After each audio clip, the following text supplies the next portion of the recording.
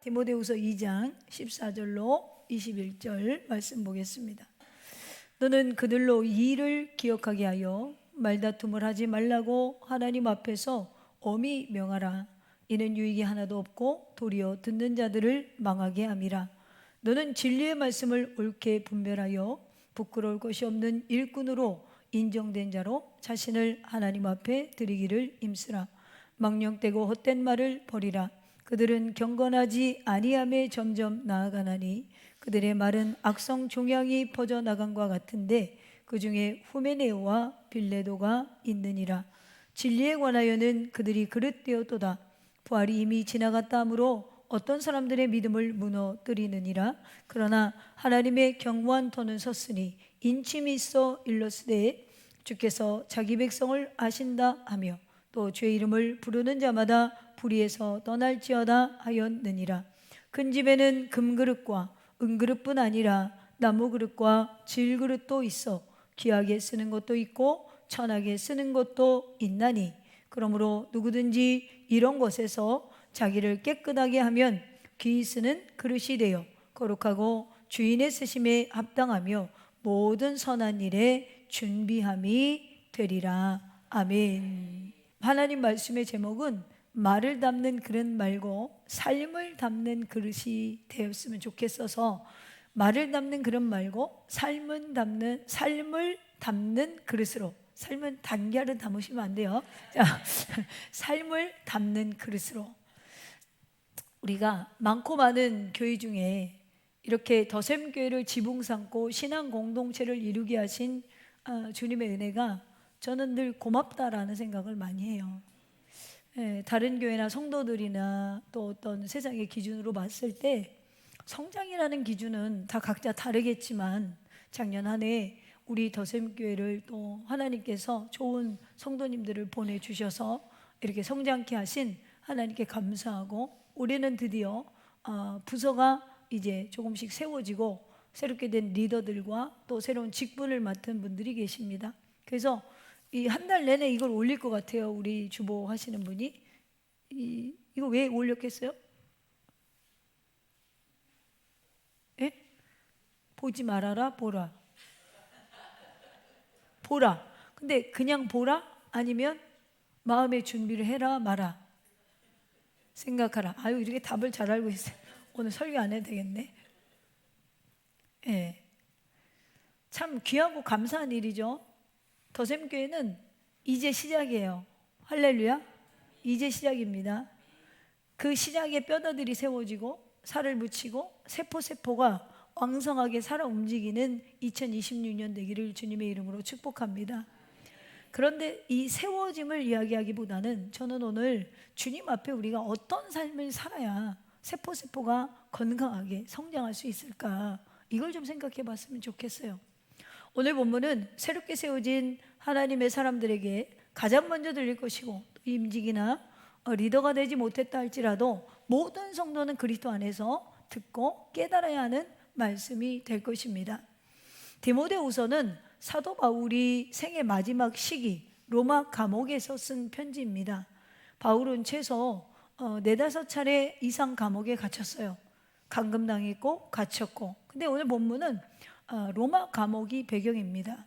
그래서 로마에서는 1차 투옥 때는 바울이 비교적 자유로웠습니다. 그런데 2차 투옥 때는 그렇지 않아요. 상황이 달라졌어요. 사형을 지금 기다리고 있는 상황입니다. 그래서 4장에 가면 7절에 보면 나는 선한 싸움을 싸우고 나의 달려갈 길을 마치고 믿음을 지켰다, 이런 말이 있어요. 그래서 디모데후서는 어떻게 보면 바울의 유언과 가까운 말이에요. 바울은 2장 초반에서 디모데에게 군사처럼 고난을 받고 경기하는 자처럼 법대로 하고 농부처럼 수고하라, 이렇게 시작을 한단 말이에요. 이게 뭐냐면 바울이 교회들을 세웠잖아요. 근데 바울은 선교 역할을 했기 때문에 그 교회에 오래 머물지 못하고 세우고 또 사역자를 세우고 동역자를 세웠잖아요. 그러니까 바울의 마음에 늘 눌리는 게 뭐예요? 교회를 향한 염려였단 말이에요. 자기가 지금 언제 사형을 당할지 모르는데도 바울 안에 있는 가장 큰 눌림은 교회를 향한 마음이었다라는 거죠. 그래서 교회를 향해서 정말 교회가 어때야 되냐, 그리고 교회의 리더는 어때야 되냐, 교회를 섬기는 자들은 어때야 되냐, 정말 가슴 뜨겁게 이야기하는 게 뭐냐면 기독교 리더십에 대한 이야기를 하고 있는 거예요. 즉 기독교의 리더십은 편한 자리나 대우받는 자리가 아니라 책임의 자리라는 거죠. 그래서 교회 안에서 기독교 리더십은 직분을 받을수록 어깨가 낮아져야 돼. 자꾸 쭈그러들어요. 왜요? 편한 자리나 대우를 받는 자리가 아니고 책임을 지는 자리이기 때문에 그래요. 그런데 디모데가 목회하는 에베소 교회에 문제가 하나 생겼어요. 고난을 감당하지 않고 이 말로다가 신앙을 대신하려는 흐름이 교회 안에 생긴 것입니다. 그래서 14절에 시작을 이렇게 하죠. 너는 그들로 이 일을 기억하게 하여. 여기 이 일이라는 건 뭐냐면 1절부터 13절까지 이야기한 거예요. 뭘까요? 군사처럼 고난을 받고 경기하는 자처럼 법대로 하고 농부처럼 수고하는 이 일을, 즉 고난을 감당하는 신앙을 기억하게 하라라는 거예요. 할렐루야. 우리 여성교회 회장님 기억하시기를 축복합니다. 누구에게 이야기를 하는 거예요? 기독교 리더십을 말할 때 고난을 감당할 수 있는 이 일을 기억하게 하라는 거죠. 너는 그들로 이 일을 기억하게 하여 말다툼을 하지 말라고 하나님 앞에서 엄히 명하라. 이 말씀은 오늘날에도 말만 많은 교회를 향한 경고이기도 하고 교회 리더의 자리에 선 사람들을 향한 아주 분명한 기준이기도 합니다. 사실 오늘 말씀은 우리 모두에게 이렇게 묻는 거예요. 나는 말을 담는 그릇이냐 아니면 삶을 담는 그릇이냐. 성경은 말을 더 잘해라 라고 하지 않고 말을 조심하라 라고 합니다. 우리는 다 그릇입니다. 그릇은 준비되어 있다라는 거예요. 그런데 이 그릇이 무엇을 담느냐에 따라서 하나님의 손에 붙들려 귀 쓰임을 받느냐 아니면 하나님이 쓰지 않는 그릇으로 그냥 하나님의 집에 있을 것이냐. 이제는 삶을 담는 그릇으로 주님께서 귀 쓰는 그릇이 되기를 주님의 이름으로 축원합니다. 그렇다면 왜 삶을 담아야 귀 쓰임 받게 될까요? 첫째는 말로 가득 찬 그릇은 사람을 살리지 못하기 때문에 그렇습니다. 14절 중간부터 보겠습니다. 말다툼을 하지 말라고 하나님 앞에서 엄히 명하라. 이는 유익이 하나도 없고 도리어 듣는 자들을 망하게 함이라. 사도 바울이 말하는 말다툼은 단순히 의견이 다른 것을 말하는 것이 아닙니다. 헬라어로 이 말이 로고마케오인데, 즉 말로 싸운다, 말을 무기로 삼는다 라는 뜻이에요. 여러분 생각해 보세요. 말다툼이 언제 시작되죠? 왜 엄마를 봐? 엄마랑 딸이랑 말다툼 언제 시작돼요? 엄마가 뭔 얘기했는데 찔려. 그죠? 딸의 입장에서 찔리는데 지기는 싫어. 이걸 바꾸고 싶어. 엄마는 세대 차이가 나서 안 돼. 엄마는 몰라, 이 시대를. 이게 내가 이 시대를 살고 있는 사람이니까 이기고 싶잖아요. 제가 그렇거든요. 엄마랑 싸울 때. 부부간에 싸울 때도 마찬가지죠. 자존심을 긁네? 그럼 내가 저 자존심을 꺾고 싶어. 그러니까 뭐가 나와요? 말다툼이 시작되죠. 교회 안에서도 마찬가지예요. 말다툼이 언제 시작되죠? 이 지금 여기에서 말하는 말다툼은 진리를 사랑해서 시작하는 게 아니에요. 큰 문제를 놓고 하는 게 아니라, 가장 중요한 걸 놓고 게 아니라 내 말이 옳다라는 걸 증명하고 싶을 때 말다툼이 시작이 거의 됩니다. 자, 그래서 우리가 마음의 기교를 보면 말다툼의 문제는 내용이 아니라 내 마음의 소리에서 출발할 때가 많아요. 그럼 언제죠? 그 출발하는 게 오해나 혹은 자존심이 상할 때, 이때 말다툼이 시작될 때가 많아요. 상대방의 말을 오해하고 자존심이 상할 때. 그래서 자존감이 낮을수록 상대에게 어려운 거예요. 우리는 그냥 이렇게 탁 터놓고 저 사람을 한번 말로 꺾어버리면 그 사람 말하는 사람은 시원할 수 있죠. 그러나 듣는 사람은 어떠냐면 마음이 흔들리고 그 영혼이 상처 입게 된다라는 거예요. 그래서 사도 바울이 이 말을 아주 무겁게 표현하는 거예요. 도리어 듣는 자들을 망하게 함이라. 근데 교회 안에서 내 의견과 다른 사람의 의견이 부딪힐 때 내가 내 오해나 자존심이나 이것 때문에 상대방을 이기려고 말을 꺼냈다 하면 결국에는 16절에 망령되고 헛된 말을 버려야 되고, 17절에 그들의 말은 악성 종양이 퍼져나간 것 같은데, 자, 말다툼은 한 사람에게서 시작되지만 공동체 전체를 병들 수 있게라고 말하고 있다라는 거예요. 그래서 말다툼의 시작은 내 안에 작은 자존심에서부터 시작되지만 그 말로 인해서 상대방들을 쓰러뜨릴 수 있다라는 거죠. 물론 에베소 교회에는 이단 사상을 가진 자들이 있었어요. 그래서 잘못된 사상으로 상대방들을 이기려고 하고 그 사람들을 설득하려고 하는 논쟁이 많은 교회였다라는 거예요. 그런데 실제적으로 이것을 우리의 삶에, 지금 현재 교회와 여러분의 가정의 삶에 적용해 본다면, 우리 안에 내가 기준 삼은 것들을 누군가에게 지적당했을 때, 내가 옳다고 하는 길이 아니라는 걸 들었을 때 우리에게서 말다툼이 시작될 수 있다라는 거죠. 이 모든 것들은 18절에 보면 진리에 관하여는 그들이 그릇되었도다. 부활이 이미 지나갔다 함도 어떤 사람들의 믿음을 무너뜨리느니라. 믿음을 어떻게 한다? 무너뜨린다는 거죠. 15절에 보면 우리가 이런 헛된 말다툼을 버리고 집중해야 될 걸 가르쳐줘요. 15절에 뭐라고 그래요? 너는 진리의 말씀을 옳게 분별하여 부끄러울 것이 없는 일꾼으로 인정된 자로 자신을 하나님 앞에 드리기를 힘쓰라. 자, 이 말씀은 잘 보세요. 14절에 말다툼은 유익이 없어, 사람을 망하게 한다. 그리고 16절 18절에 망령된 말이 공동체의 믿음을 무너뜨린다. 자, 15절은 이 사이에 껴있잖아요.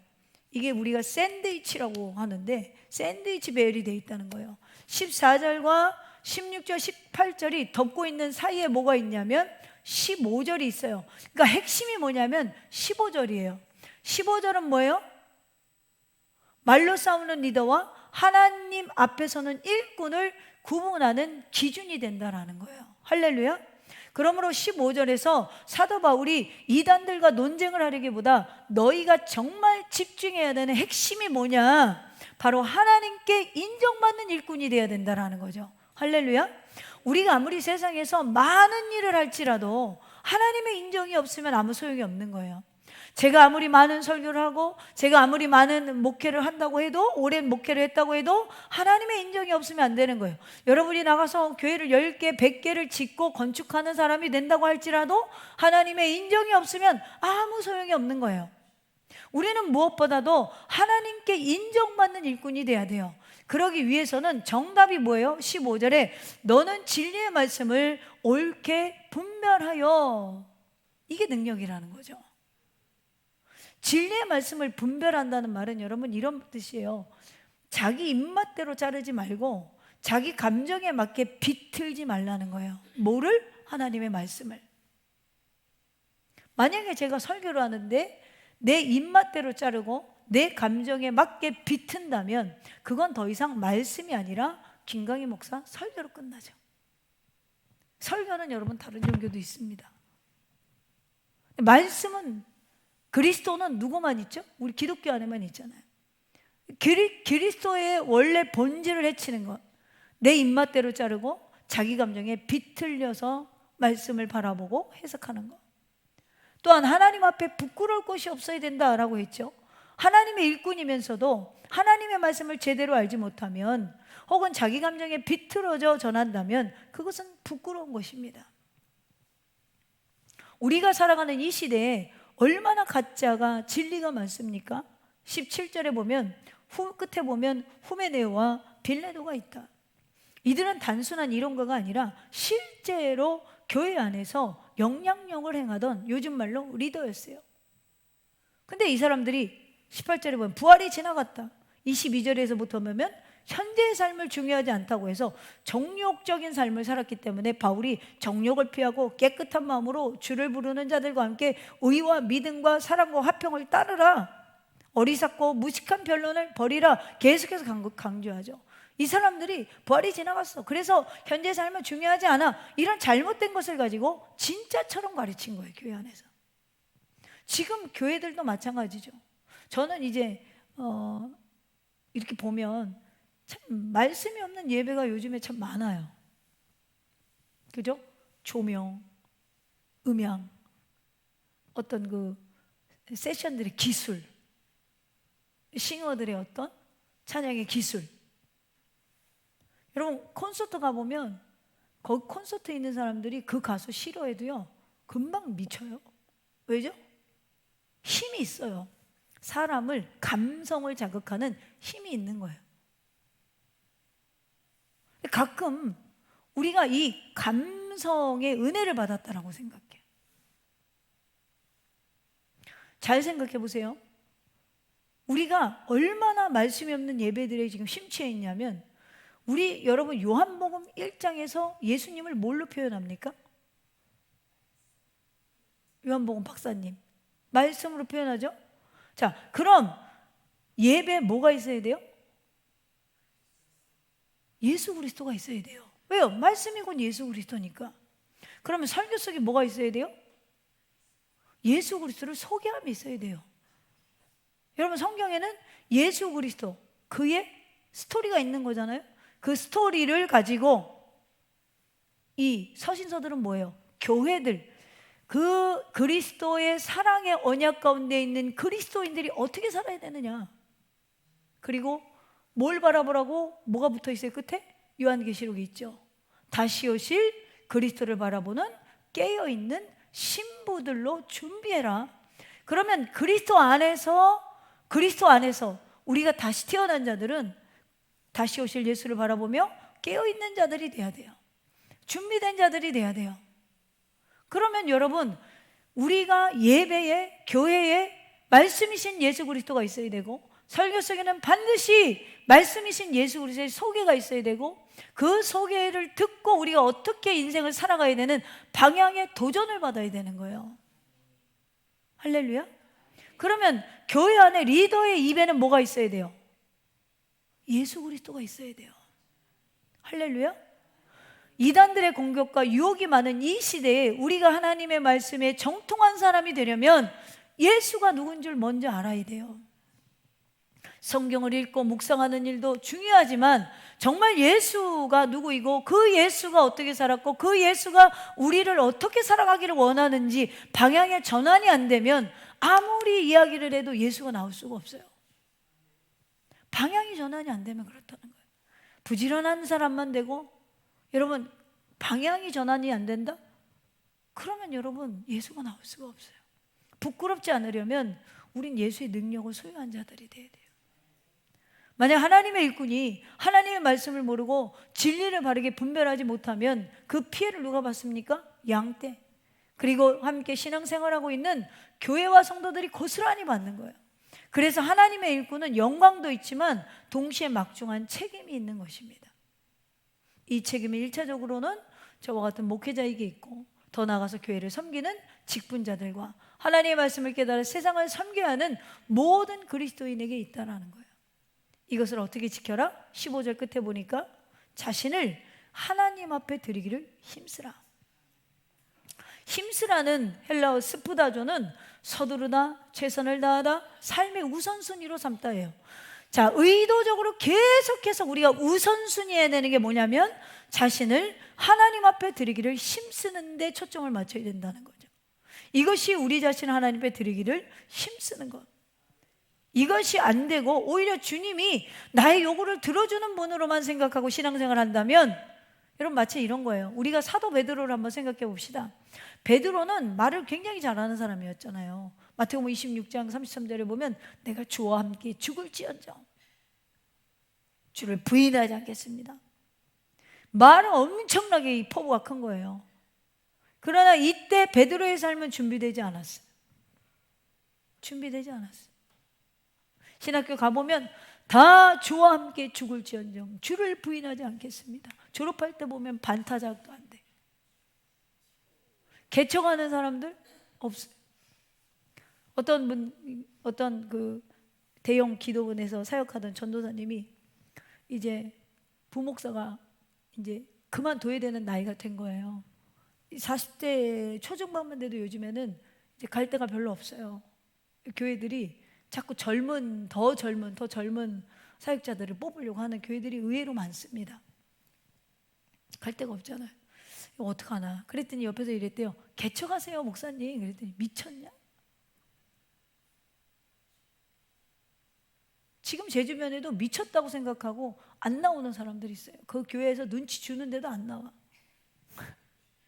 눈치 주는데도 아시죠? 안 나와요. 그러니까 그만큼 우리가 주를 위해 죽을지언정, 이게 말은 굉장히 크다라는 거죠. 왜 그럴까요? 이때 베드로의 삶이 아직 준비가 안 됐기 때문에 그래요. 그날 밤 베드로는 역시나 3번이나 예수님을 부인하게 되죠. 베드로는 처음에는 말이 크고 말을 담는 그릇이었어요. 그러나 그가 회개의 눈물을 지나서 성령을 경험한 후에 사도 베드로가 완전히 달라지죠. 사도행전의 베드로의 모습은 복음서의 모습이 없어요. 말로 앞서지 않습니다. 그는 삶으로 예수님을 증거합니다. 위협 앞에서도 물러나지 않습니다. 말이 줄어든 것이 아니라 삶이 말을 대신하게 될 때 그는 초대교회의 바른 리더가 될 수 있었다라는 거예요. 사랑하는 더셈의 가족 여러분, 오늘 우리도 마찬가지예요. 말로 누굴 이기려고 하다가 잘 알지 못하는 궤변으로 성도들을 죽이지 말고 먼저 나 자신을 하나님께 드리는 거를 힘쓰는 삶을 담는 그릇이 돼야 돼요. 할렐루야. 그래서 부끄러울 것이 없는 주님의 인정을 받는 더셈의 지체들이 되기를 주님의 이름으로 축원합니다. 두 번째로, 그렇다면 왜 삶을 담아야 귀히 쓰는 삶이 될까? 삶으로 그릇을 채워야 사람을 살리는 그릇이 되기 때문에 그렇습니다. 아유, 목사님 삶으로 채워야 돼요? 예수로 채우는 게 아니고. 자, 고린도후서 4장 47절에 보니까 우리가 이 보배를 질그릇에 가졌으니 이는 심히 큰 능력은 하나님께 있고 우리에게 있지 아니함을 알게 하려 함이라. 삶으로 그릇을 채워야 살려있는 그릇이 된다라는 의미는 예수 믿고 구원받은 이후는 나는 죽고 그리스도와 함께 다시 살리심을 받은 사람들의 삶을 말하는 거예요. 나는 죽고 그리스도와 함께 다시 살리심을 받은 삶을 담는 그릇이 되어야 사람을 살리는 그릇이 돼요. 앞서 살펴본 말씀들을 보면 바울이 제시하는 기준은 분명합니다. 사람 앞에서 인정이 아니에요. 하나님 앞에서 부끄럽지 않은가. 리더는 사람이 보고 있을 때보다 안 볼 때가 더 중요해요, 여러분. 성도는 교회에서 모습보다 교회 밖의 모습이 더 중요해요. 이 안에서는 웬만하면 용서합니다, 여러분. 왜요? 우리 다 같은 사람들이잖아. 기질이 같잖아. 죄의 기질. 그러니까 그럴 수도 있지. 나도 죄인이고 너도 죄인이야. 밖에선 그래요? 우리 의로운 자로 보잖아요. 그렇기 때문에 밖이 더 중요해요. 안 보는 자리가 더 중요해요. 말은 신앙적인데 삶이 다르면 그 그릇은 이미 금이 간 겁니다. 담을 수가 없어요, 뭘. 하나님은 능숙한 말보다 정직한 삶을 먼저 모시는 거예요. 예전에 우리 교회 온 가족이 교회에 나왔는데 남편 집사님이 말씀을 잘 알아들어요. 오히려 아내 집사님은 말씀을 못 알아들어요, 제가 보기에는. 근데 집문만 열고 들어가면 뭐라고 그러냐면 오늘 당신한테 하는 말씀 들었지? 남편이 아내한테 하는 얘기예요. 오늘 목사님 말씀 들었지? 당신한테 꼭 맞는 말씀이야. 오늘 들어가서 이러시는 거 아니야? 야, 오늘 목사님 말씀 들었지?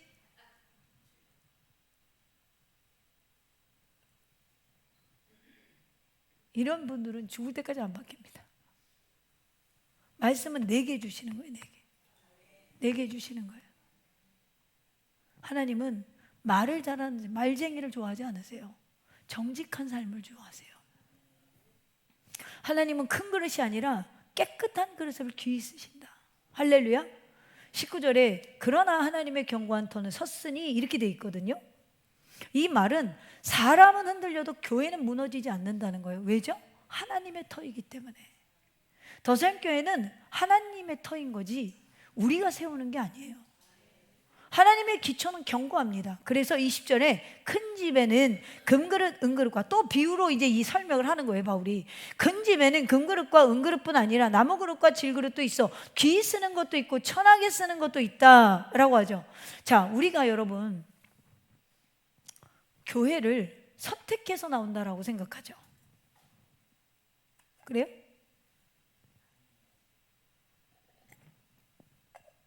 내가 영종도 이사 왔는데 이 교회도 가보고 저 교회도 가보고 갔는데 별로인 것 같은데, 이 교회 왔는데 괜히 마음이 동하고 끌려. 막 가족들이랑 왔는데 가족들은 다 안 나오는데 나는 이 교회 나오고 싶어. 오히려 전도한 사람은 이 교회를 떠났는데 전도에다 놓는 사람은 떠나도 나는 이 교회 안 나오고 싶어. 이런 생각이, 이게 우리는 이렇게 생각할 수 있어요. 내가 이게 생각해서 이 교회를 나온다, 이 교회가 내 기준에 봤을 때 좋고 좋아 보여서 나온다, 이렇게 생각할 수도 있습니다. 그런데 여러분, 그거 틀린 거예요. 이렇게 믿는 분들은 하나님의 선택적 부르심을 놓친 거예요. 왜냐하면 내 기준이 됐어. 자, 우리가 개육주의 신앙은 하나님의 작정과 예정과 선택 교리를 믿습니다. 아멘입니까? 그러면 작정이 뭐냐? 하나님께서 미리 뜻하신 계획을 말하는 거예요. 쉽게 말하면 우리의 세상과 우리의 구원은 하나님의 계획 안에서 미리 세워두신 큰 그림 안에서 흘러가는 거예요. 이거는 사람이 못 바꿔요. 이걸 하나님의 작정이라고 하는 거예요. 그래서 에베소 1장 11절에 보면 모든 일을 그의 뜻의 결정대로 일하시는 이의 계획을 따라, 이렇게 돼 있어요. 모든 일을 그의 뜻의 결정대로 일하시는 계획을 따라. 그리고 두 번째로 예정은 뭐냐면 하나님의 이 큰 그림 안에서 흘러나는 이 역사 속에서 구원의 방향을 정하신 걸 말하는 거예요. 예정은 운명론이 아니에요. 내가 우연히 하나님 내가 어렵지 않으면 하나님 앞에 나오지 않았을 텐데 그때 하나님이 또 나를 어렵게, 이게 이런 운명론이 아니라 하나님이 구원에 이르도록 길을 정하셨다라는 거예요. 그렇다고 예정이 우리를 기계처럼 조정한다라는 말이 아니라 끝까지 책임지시겠다는 하나님의 약속으로 바라봐야 된다라는 거죠. 그래서 로마서 8장 29절에 하나님이 미리 하신 자들을 또한 그 아들의 형상을 본받게 하기 위하여 미리 정하셨으니. 할렐루야. 자, 그러면 그 하나님의 큰 그림 속에서 구원의 방향이신 그 예정 안에서 선택은 뭐냐? 실제로 우리를 부르신 은혜를 말하는 거예요. 할렐루야. 그래서 은혜라는 건 여기가 딱 들어가는 거예요. 감정적으로 믿다가 막 그날 막 콘서트 연창처럼 막 3시간 4시간 있어 땀 흘려가면서 막 고개를 옆으로 흔들었다가 앞으로 흔들었다가 기도한다고 은혜 받는 게 아니고, 나가자마자 오늘 하나님 말씀 들었지? 당신한테 하는 거야. 3시간 4시간 기도해봤자 우리 안에 바뀌어달라고 기도한 거잖아. 나 바뀌어달라고 기도한 거 아니잖아, 그런 건. 그러니까 문 열고마자 들어가자마자 당신한테 한 얘기 들었지?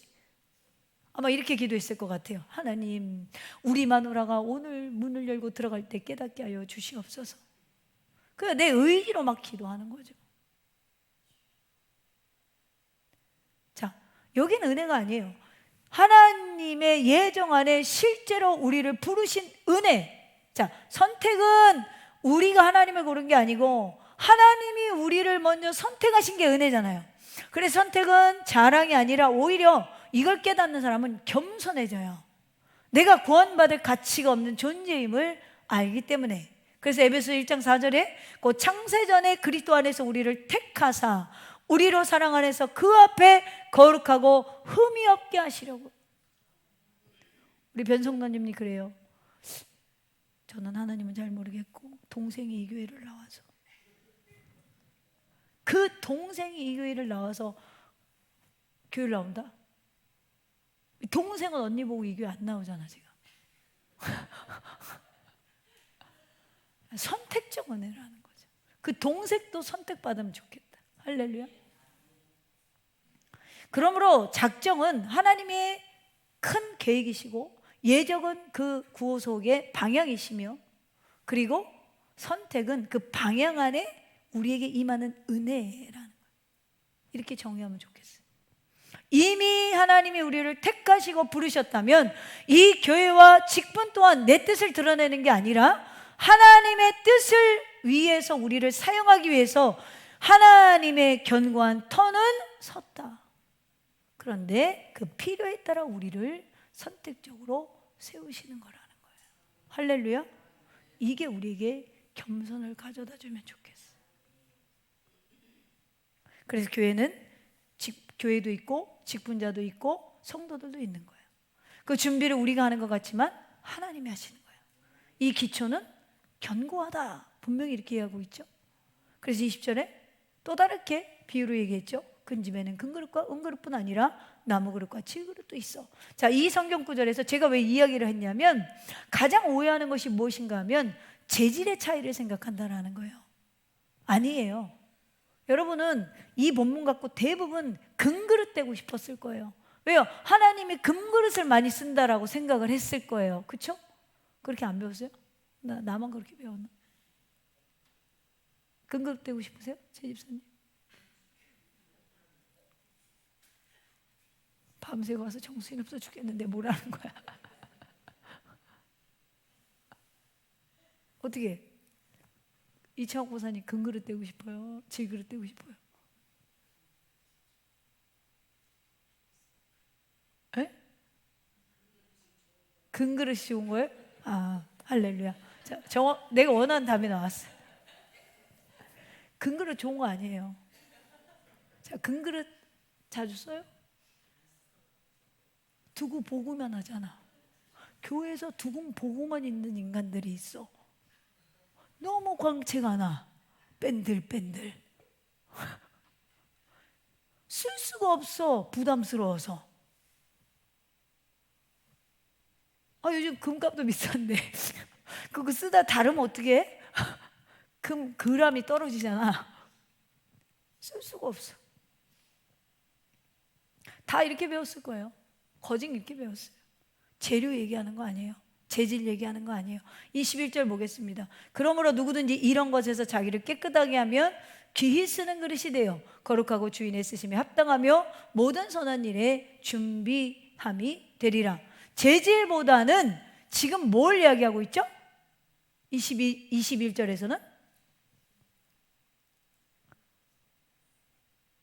깨끗하게 하면, 깨끗하게 하면. 금그릇 은그릇이라 쓰는 게 아니라 깨끗한 그릇을 쓴다는 거예요. 그러면 귀히 쓰는 그릇이 된다. 교회에서 목이 힘주고 광채가 너무 나가지고 아무도 못 건드리는 존재가 되지 마시고 순금의 무게를 가슴에다 달고 사지 마시고 깨끗한 자가 되려고 해야 돼요. 깨끗한 그릇의 상태. 우리의 가치는 세상의 기준이 아니잖아요. 여기서 금그릇이 귀한 그릇이라면 세상의 가치랑 다를 게 뭐가 있어요? 지금 그 얘기하는 게 아니잖아요.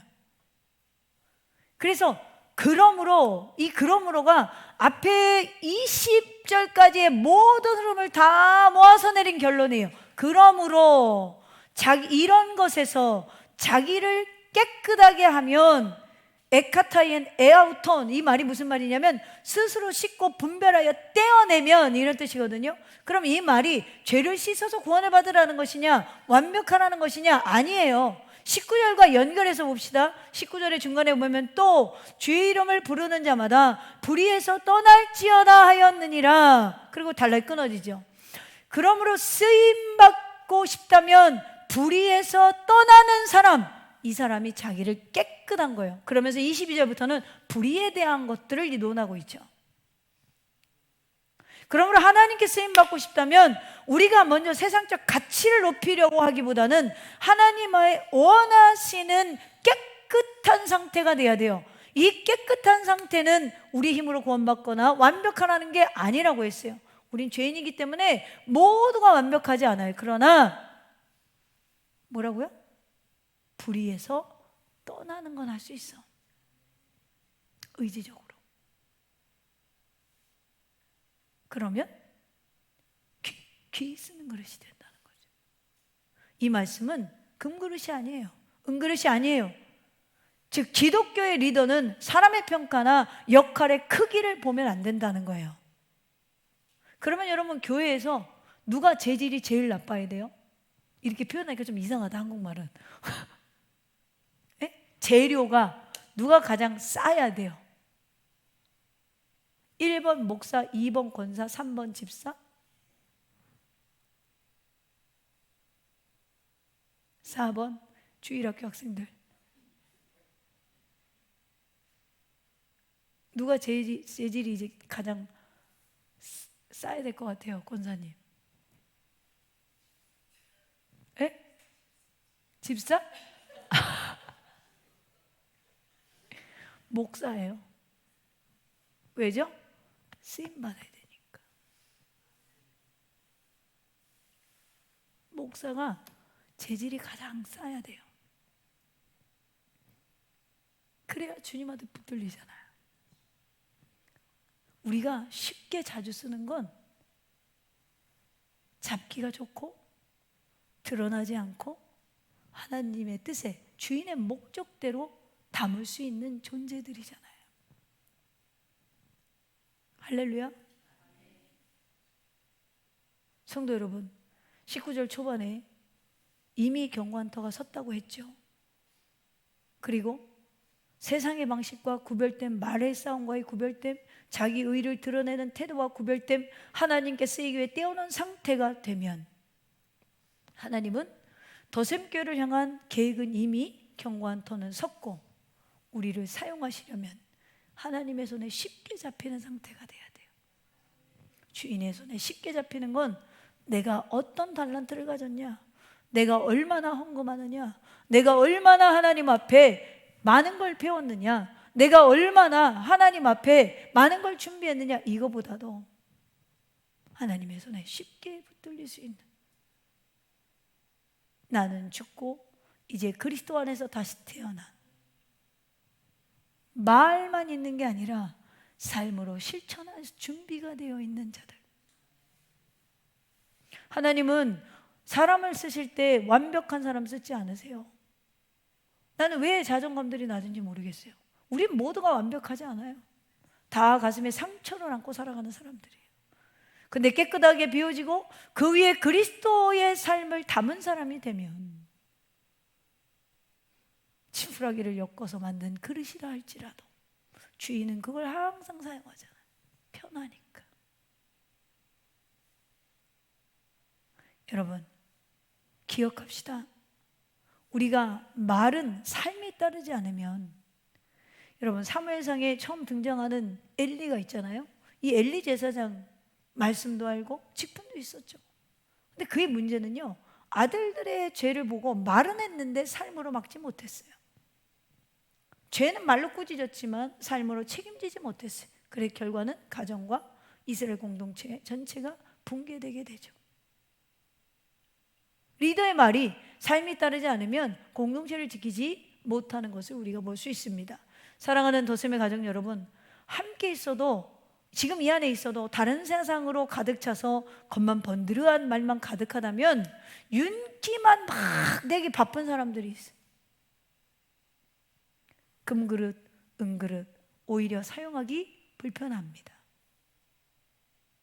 사도 바울의 동력자 중에 데마라는 사람이 있죠. 4장 한번 10절 볼까요? 디모데후서 4장 10절에 데마는 이 세상을 사랑하여 나를 버리고 데살로니가로 갔고, 이렇게 돼 있어요. 데마라는 사람은 원래는 처음에 바울의 친한 동역자였습니다.